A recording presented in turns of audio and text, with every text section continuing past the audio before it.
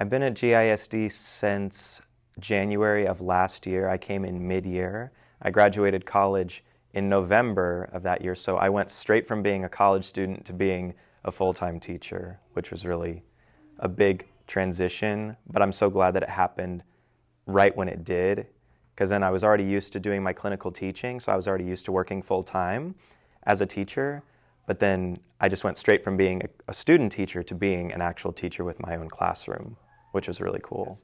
All of my experience has been with early childhood throughout my whole life. I've done babysitting when I was in middle school and high school.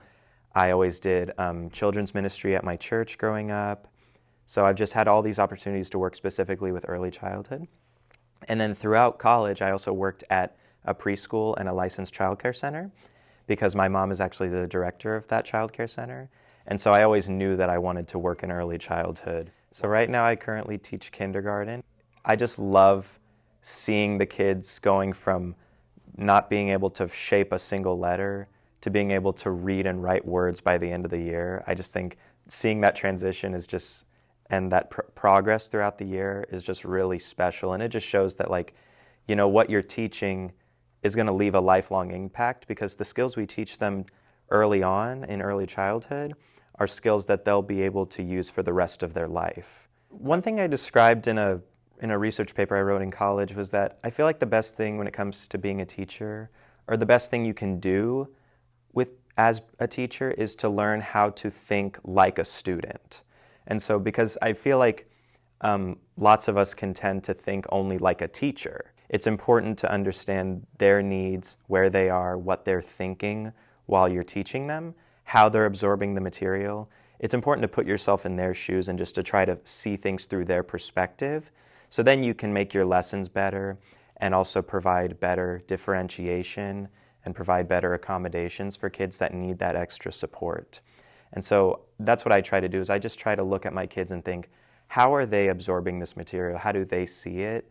And then based on what I see from how they're doing their work, how they're participating, then I can take that and then adjust my lessons to help them absorb it the best they can. I always try to find personal connections. I always try to help my students make personal connections with the stuff they're learning, because then they can connect with it outside of the world as well. So I try to incorporate a lot of music, because every kid loves music. They either love to dance or to sing. So it's just a matter of finding things that they like, things that they enjoy on a personal level, and then connecting it to what I'm teaching, so then they can show that these can go together, which makes them more excited to learn about it as well. But the thing is when I was a preschool teacher throughout college, my 3-year-old students called me Mr. Jack, because normally in preschools you go by your first name, right? And so whenever I came here, I was like, you know what, I want to be Mr. Jack. Not only because that name is phonetic, which means that the kids will eventually be able to sound it out themselves and write it themselves, but also it's a name that any kid can remember, because the thing is I always try to build connections with kids outside of the classroom as well. I just want to be that teacher. I've always wanted to be that teacher that any student or teacher can find safety in and always feel comfortable around and always feel welcome to talk to or to say hi to. Essentially, my whole life I was kind of doing things for myself. You know, like I was going to college, you know, for my future and for my career path. And I actually started off as a business major. But then what I realized is that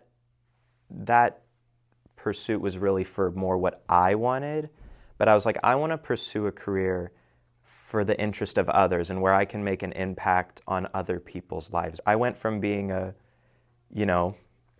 college student, a young college student, to being an adult who has, up to, 16 to 20 kids who count on me every single day to come into this room, to be a grown-up that they can learn from, talk to, feel safe around, and just to make a positive impact on their lives. And I just think it's the best job in the world, because it teaches you to put others before yourself. I wouldn't want to change it for anything now that I've started it. Doing this job and working here in kindergarten is just more affirming that this was the career path that I was meant to do.